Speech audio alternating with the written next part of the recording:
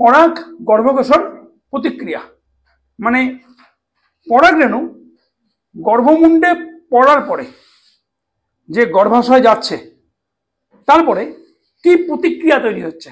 প্রতিক্রিয়া মানে ধরুন কাউকে আমি দেখলাম, দেখে তার উপর আমার প্রতিক্রিয়া কি হলো, বা আমি তার প্রতি প্রতিক্রিয়া কেমন দেখালাম, যেমন হয় তেমন পরাগ এবং গর্ভকোষের মধ্যেও এরকম একটা প্রতিক্রিয়া রয়েছে। এটা আমি কেন পড়ছি, পিছনে কারণ আমাদের হয়তো অনেকেরই মনের মধ্যে একটা কোশ্চেন সবসময় জেগে ওঠে যে কিভাবে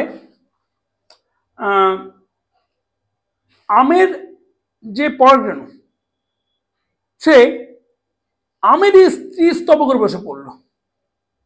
সবসময় যেরকম ঘটবেই তার তো কোনো গ্যারান্টি নেই, ঘটনাটা উল্টাও হতে পারে, যে দেখা গেল যে পাশ দিয়ে কাঁঠালের রেণু উঠছিল, উঠতে উঠতে আমের যে গর্ভমুণ্ড তার মধ্যে এসে পড়লো, ঠিক আছে, দিয়ে আম আর কাঁঠাল মিক্সচার হয়ে নিয়ে কাঁঠাল তৈরি হলো, অর্ধেক আম অর্ধেক কাঁঠাল, ঠিক আছে, কাঁঠাল। এই কাঁঠাল তো তৈরি হতে পারে না, কেন হয় না, ঠিক আছে, বা দেখা গেল এরকম যে জবা ফুলের রেণু এসে নিয়ে আমের মধ্যে পড়লো, আজবা তৈরি হলো, ঠিক আছে, আজুবা, নতুন ফল আজুবা, ঠিক আছে, এরকম তো হয় না।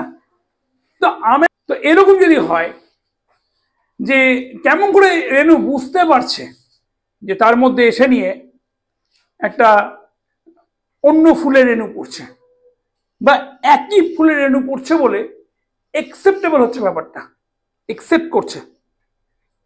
তো এই জিনিসটাই পরাগ গর্ভকোষের প্রতিক্রিয়া, আর কিছুই না, খুব সাধারণ জিনিস একটা।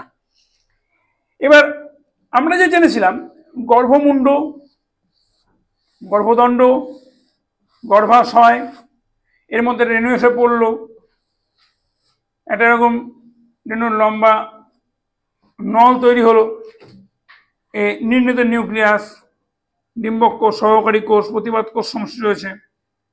এই ডিম্বক কোষ, এই যে রেণুটা রয়েছে, এই রেণুর মধ্যে থাকা যে নিউক্লিয়াসটা রয়েছে, সেই নিউক্লিয়াসকে আকর্ষণ করছে নিজের দিকে। আমরা যে একনিষেক বা দ্বিনিষেক সম্বন্ধে আগের দিন জানলাম, সেখানে জেনেছিলাম যে রেণু এর মধ্যে থাকা যে টিউবিক স্ট্রাকচার, রেণু যে ক্রমাগত নিজের মধ্যে পরিবর্তন নিয়ে আসছে, রেণুর যে ক্রমপরিণতি, তার মধ্যে থাকা যে বড় থেকে একটা ভ্যাকুল আকারে বড় হচ্ছে, টিউব নিউক্লিয়াস সামনের দিকে এগিয়ে যাচ্ছে, দুটো জনন নিউক্লিয়াস তৈরি হচ্ছে, আর এইখানে তো রয়েছে সেই ডিম্বাণুটা,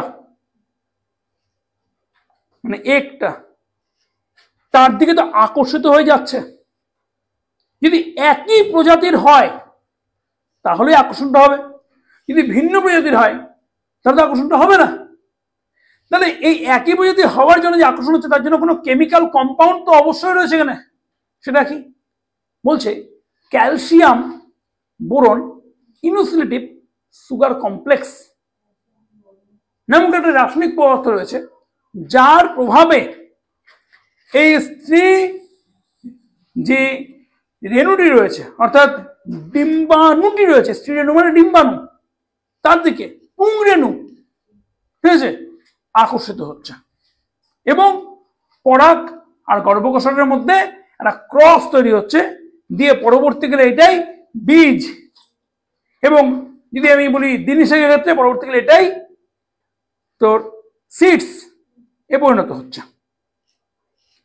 কিন্তু যদি অন্য রেণু আসে, ভিন্ন প্রকৃতির রেণু, এটা ধরে নে রেণু এ, মানে এ হচ্ছে কাঁঠালের রেণু, ঠিক আছে, আর বি হচ্ছে স্ত্রী রেণু, হচ্ছে আম, এ হচ্ছে আম, আর এ হচ্ছে কাঁঠাল, কাঁঠাল, ঠিক আছে। তাহলে এদের মধ্যে কিন্তু মিলন ঘটবে না,